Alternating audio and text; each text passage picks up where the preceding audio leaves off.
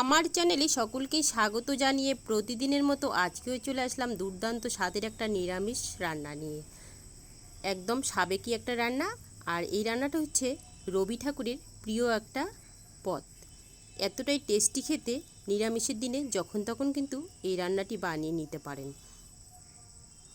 রান্নাটি করার জন্য আমি এখানে 3টে কাঁচকলাকে ছোট ছোট টুকরো করে কেটে নিয়েছি। কেটে নেওয়ার পর ধুয়ে তারপর আমি এখানে সেদ্ধ বসিয়ে দিয়েছি। সেদ্ধ হয়ে গেলে তারপর আমি ঢাকাটাকে তুলে নেব।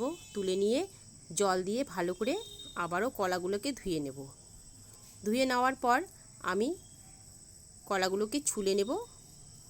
এই খোসাটাকে আমি আলাদা করে নেব এখন। আর এই খোসাটা দিয়েও কিন্তু সুন্দর একটা রেসিপি করা যায়, বিভিন্ন রকম রেসিপি করা যায়। সমস্ত কলা টুকরোগুলোকে আমি খোসা ছাড়িয়ে নিয়েছি। নেওয়ার পরে এখানে আমি কাঁচকলার এই টুকরোগুলোর মধ্যে এখন লবণ হলুদ মেখে নেব। আর কাঁচকলার টুকরোগুলো দেখতেই পাচ্ছেন আমি কিন্তু মাঝামাঝি ছুরি দিয়ে কেটে নিয়েছি। লবণ হলুদ মেখে নেওয়ার পর এখন আমি কড়াইয়ে দিয়ে দেবো সরষের তেল। আর তেলটা ভালো করে গরম হয়ে গেলে এখানে আমি আটা ও ময়দা, তার সঙ্গে লবণ ও লাল লঙ্কার গুঁড়ো মিশিয়ে নিয়েছি। মিশিয়ে একটা ব্যাটার তৈরি করে নিয়ে সেই কাঁচকলার টুকরোগুলোকে সেই ব্যাটারের মধ্যে চুবিয়ে নিয়ে তেলের মধ্যে ছেড়ে দেব। একে একে প্রথমে কয়েকটি টুকরো আমি ছেড়ে দেব। তারপর নিচের দিকটা হয়ে গেলে উল্টে দেব। এইভাবে একবার রান্না করে খাবেন, নিরামিষের দিনে আর কোনো কিছুই লাগবে না। দুটো দিক সমানভাবে ভাজা হয়ে গেলে এখন আমি কাঁচকলার টুকরোগুলোকে নামিয়ে নেব।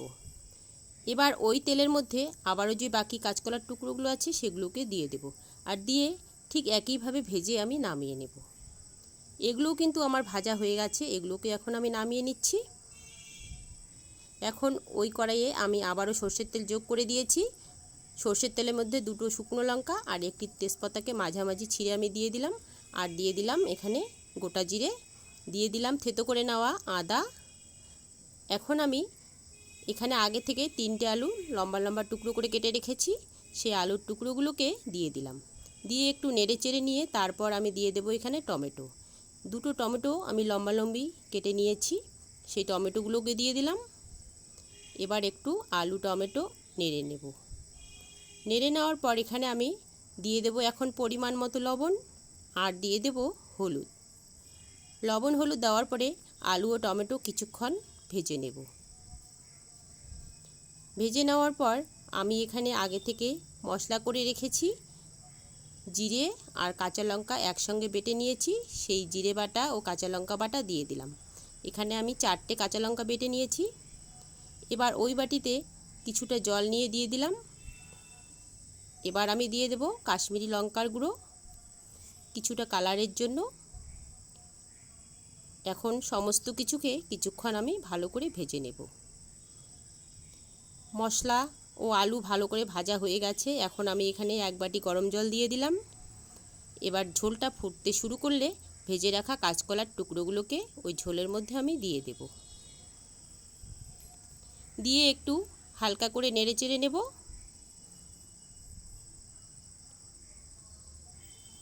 ঝোলটা কিন্তু সুন্দরভাবে ফুটতে শুরু করেছে। প্রায় 3 মিনিটের মতো আমি এভাবে ফুটিয়ে নেব। এবার আমি এখানে দিয়ে দেব উপর থেকে গরম মশলার গুঁড়ো ছড়িয়ে। তারপর দিয়ে দেব এখানে কিছুটা পরিমাণ ঘি। যেহেতু নিরামিষ রান্না, একটু ঘি গরম মশলা হলে খেতে ভালোই লাগে বেশ। এবার আমি ঢাকা দিয়ে দেব কয়েক সেকেন্ডের জন্য। তারপর ঢাকাটাকে তুলে নেব। মশলা ও ঘি কিন্তু সুন্দরভাবে সমস্ত সবজিগুলোর মধ্যে মিশে গেছে। একটি আলুর টুকরো আমি চেক করে দেখলাম সুন্দরভাবে সেদ্ধ হয়ে গেছে। এখন গ্যাসের ফ্লেমটাকে বন্ধ করে দিয়ে আমি নামিয়ে নেব। রান্না আমার কমপ্লিট। আর রান্নাটি যদি ভালো লেগে থাকে তাহলে ভিডিওটি দেখার শুরুতে একটা লাইক দিয়ে দেখার অনুরোধ রইল। চ্যানেলটিকে সাবস্ক্রাইব করে পাশে থাকার জন্য অনুরোধ রইল। Thank you. সবাই ভালো থাকবেন, সুস্থ থাকবেন। খুব শীঘ্রই চলে আসবো আবার।